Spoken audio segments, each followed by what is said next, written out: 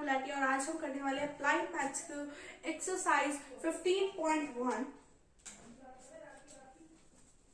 जिसका हम first question देखते हैं क्या है। उसका फर्स्ट क्वेश्चन ये है, manufacture sells a TV to a dealer for ₹18,000।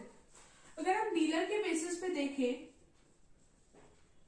तो उसका कॉस्ट प्राइस क्या है 18,000। उसके बाद and the dealer sell it to the customer at a profit of 1,500 और selling price 18,000 plus 1,500 that means 19,1500। ये जो है अभी तक हमने जीएसटी इन पे नहीं लगाई। If the sales are intrastate, intrastate यानी कि यहाँ पे हम यूज करेंगे सीजीएसटी और एसजीएसटी, ठीक है। अब हम देखते हैं इस पे 12% लगी है तो हम इसमें 6% डिवाइड कर दें, मतलब दोनों में हाफ हाफ डिवाइड कर देंगे। अगर हम देखें कॉस्ट प्राइस है हमारे पास 18,000, इस पे अगर हम सीजीएसटी देखें दैट मीन्स 6% ऑफ 18,000 1080, ठीक है। एसजीएसटी भी सेम होगी जो कि होगी हमारी 1080। अब अगर हम देखें सेलिंग प्राइस पे, सेलिंग प्राइस हमारे पास 19,500, उस पे अगर हम देखें सीजीएसटी 6% ऑफ 19,500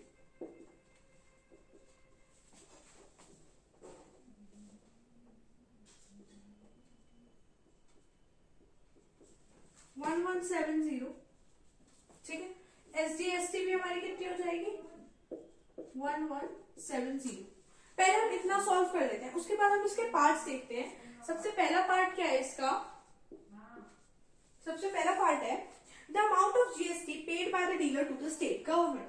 डीलर ने कितनी पे की होगी, तो हमें क्या करना होता है, ये इसकी आउटपुट है, output CGST, this is also output SGST, ये है इनपुट सीजीएसटी और इनपुट एसजीएसटी। अब इन्होंने कहा कि डीलर ने कितनी पे की होगी, तो हम आउटपुट में से इनपुट माइनस कर देंगे।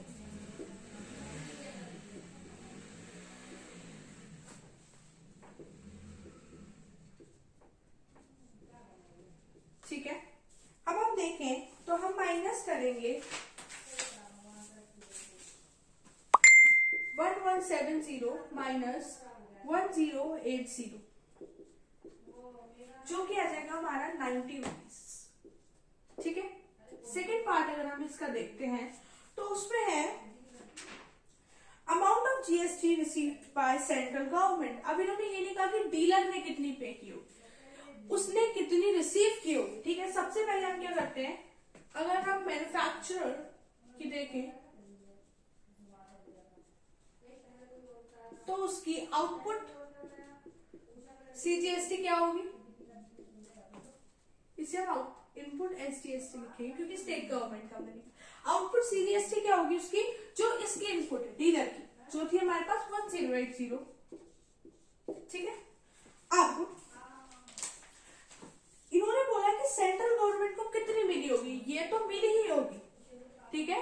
इनपुट सीजीएसटी तो मिली ही होगी, अगर हम डीलर के बेसिस पे लिख रहे हैं तो इनपुट सीजीएसटी तो मिली ही होगी plus difference between output CGST minus input CGST. तो इससे पहले कितना पे किया था 1170 प्लस 90 रुपीज। अगर हम इनका डिफरेंस देखें 1080 पे की थी, 1170 माइनस 1080, ठीक है।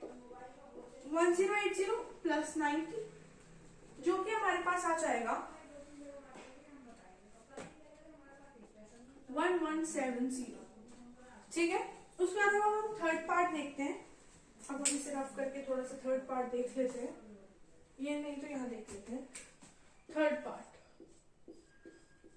थर्ड पार्ट गवर्नमेंट क्या कहता है, the amount of GST received by state government, जितनी हमारी सेंट्रल को मिली है उतनी ही स्टेट गवर्नमेंट को मिली होगी।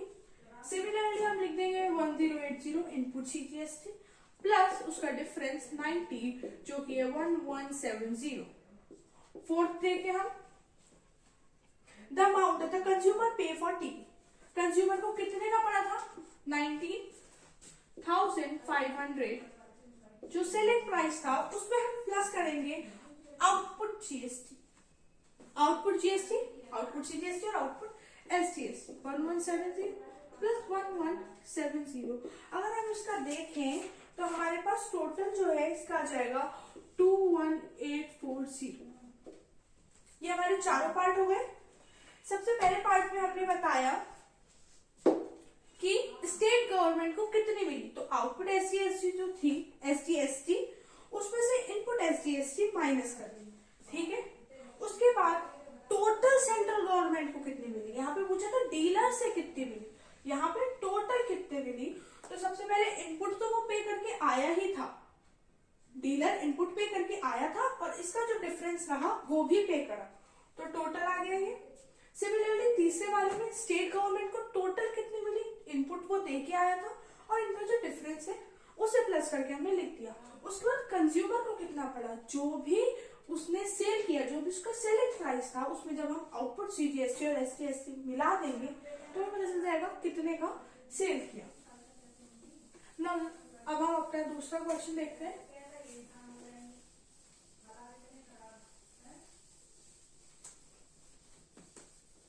सब ही इसी तरीके के हैं, तो हम ऐसा करते हैं डिफरेंस वाले क्वेश्चन कर देते हैं। अब हम इसके बाद 10th क्वेश्चन देखते हैं वाइसो, उसमें इंटर स्टेट ट्रांजैक्शन है। अभी हमने पढ़ा था इंट्रा स्टेट ट्रांजैक्शन, ठीक है। क्वेश्चन 10 देखते हैं कि हमारा क्वेश्चन 10 क्या कह रहा है। Question 10, a shopkeeper in Delhi buys an article at a printed price. अभी शॉपकीपर के बेसिस पे हम बात कर रहे हैं, हम यहाँ लिख लेते हैं कि हम किसके बेसिस पे बात कर रहे हैं, शॉपकीपर के बेसिस पे बात कर रहे हैं, जो कह रहा है buys an article at a printed price, तो उसके लिए कॉस्ट प्राइस क्या पड़ रहा है। ये जो कॉस्ट प्राइस और सेलिंग प्राइस लिखते हैं इसमें जीएसटी इन्वॉल्व नहीं होती, बाद में की जाती है,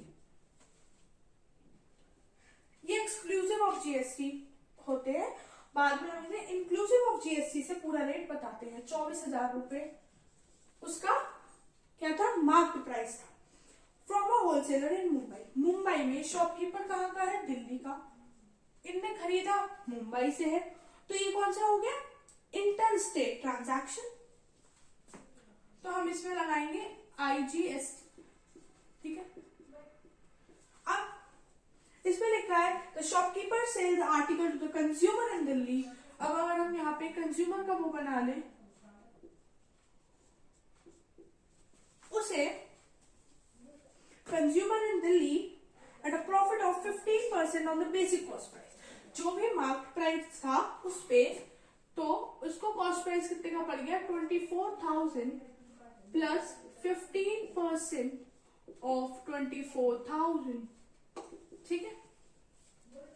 प्रॉफिट प्लस करके इसे इतने का पड़ गया 24,000 प्लस 3600, तो टोटल कितना हो गया ये हमारा 27,600, 27,600 रुपीज का पड़ गया। इसमें हम क्या निकालेंगे, इसमें हम निकालेंगे सीजीएसटी और एसटीएसटी, क्योंकि जो शॉपकीपर था वो दिल्ली में था, कंज्यूमर भी दिल्ली का है, तो ये हो गई इंट्रा स्टेट। पहले वाली थी इंटर स्टेट, तो इंट्रा स्टेट के लिए आईजीएसटी निकाल रहे हैं इंटर स्टेट के लिए, और इंट्रा के लिए सीजीएसटी और एसटीएसटी, ठीक है। अब हम आगे बढ़ते हैं। रेट ऑफ जीएसटी इज 12%, अब 12% है जीएसटी, ठीक है। अगर हम इसका 12% निकालें, तो सॉरी 6% निकालेंगे हम इसका, इसे हम डिवाइड कर देते हैं, जितना भी हमारे पास टोटल है उसे दोनों में डिवाइड करेंगे। 6% ऑफ 27,600 अगर हम निकालेंगे तो आ जाएगा अप्रोक्सीमेटली 1656। ऐसे अगर हम एसटीएसटी निकालेंगे तो वो भी सिमिलर आता है 1656, ठीक है। उसके बाद हम बात कर रहे हैं आईजीएसटी की। आईजीएसटी पूरा 12% निकालेंगे, इज 2880। ठीक है, अब हम आगे बढ़ते हैं। इसमें क्वेश्चन में क्या कहा है, the price inclusive of tax at which the shopkeeper bought the article. Article उसे कितने का पड़ा, सबसे पहला पॉइंट हम इसमें क्या करेंगे, 24,000 प्लस 2880, हम इसका टोटल कर लेंगे जो कि हमारे पास आएगा 26,880। ठीक है, सेकेंड पार्ट देखते हैं हम इसका। The amount which consumer page for the article, consumer ने कितना पे किया, कंज्यूमर का चलिए हम इधर निकालते हैं। कंज्यूमर ने पे किया 27600 प्लस 1656 प्लस 1656। अगर हम देखें तो इसका टोटल बैठेगा 30912। ठीक है, थर्ड पार्ट देखते हैं। सेकंड में हमने क्या देखा कि जो भी हमारा कॉस्ट प्राइस था उस पे हमने सीजीएसटी और एससीएसटी जोड़ दी, या सीजीएसटी एससीएसटी क्यों जोड़ी, क्योंकि ये इंट्रा स्टेट ट्रांजैक्शन था, ये इंटर स्टेट था, इसलिए हमने ये मुंबई से मंगाया गया था दिल्ली में माल, ये दिल्ली से दिल्ली में बेचा गया था। ठीक है, तो यहाँ पे हमने आईजीएसटी निकाला। अब तीसरा पॉइंट क्या था, amount tax received by the state government of Delhi, state government को कितना मिला होगा। सबसे पहले तो जो हमारे पास आईजीएसटी है ना, उसमें से आप एसजीएसटी माइनस कर दो या यूटीजीएसटी माइनस कर दो, तो क्या आएगा हमारे पास 2880 माइनस 1656,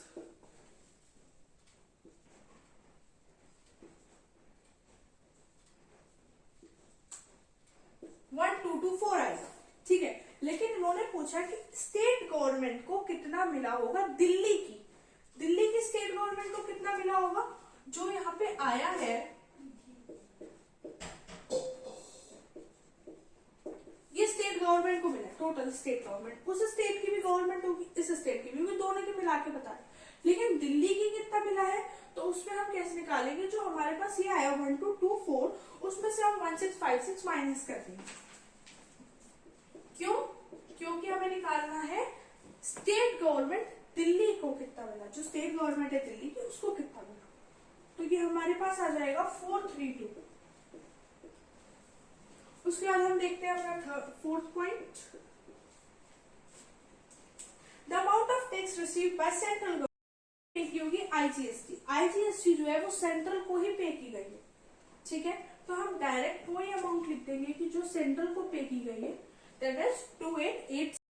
कोई क्वेरी होती है तो आप कमेंट बॉक्स में जाकर बता सकते हैं और इंस्टाग्राम पर भी मुझे मैसेज कर सकते हैं। Thank you.